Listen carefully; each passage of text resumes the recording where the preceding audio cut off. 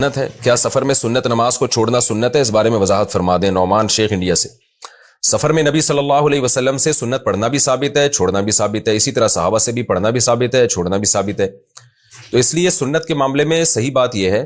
کہ سنت مؤکدہ کا تعلق سفر یا حضر سے نہیں ہے، بلکہ اس کا تعلق یہ ہے کہ پڑھنے میں مشکل ہو رہی ہے، کوئی سفر جلدی ہے یا کوئی بیماری ہے تو چھوڑ سکتے ہیں، ادروائز پڑھیں۔ تو اس لیے جب ٹریولنگ ہو رہی ہے نا، ہم کہیں موو کر رہے ہوتے ہیں ٹرین میں، بس میں یا ویسے، تو اس میں سنتیں پڑھنا مشکل ہوتا ہے، یعنی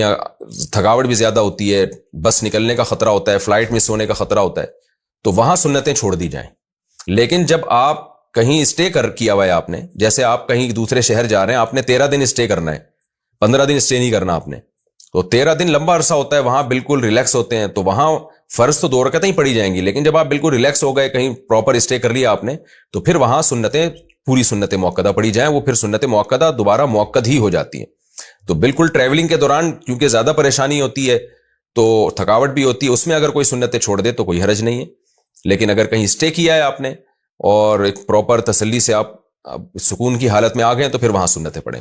لیکن فجر کی سنت اور 3 وتر یہ بہرحال پڑھنی چاہیے، وتر تو ویسے ہی واجب ہے، سفر حضر میں کوئی فرق نہیں ہے اس میں، اور فجر کی سنتیں جو ہے وہ جب تک بہت سخت مشقت نہ ہو، فجر کی سنتیں چھوڑنا وہ بھی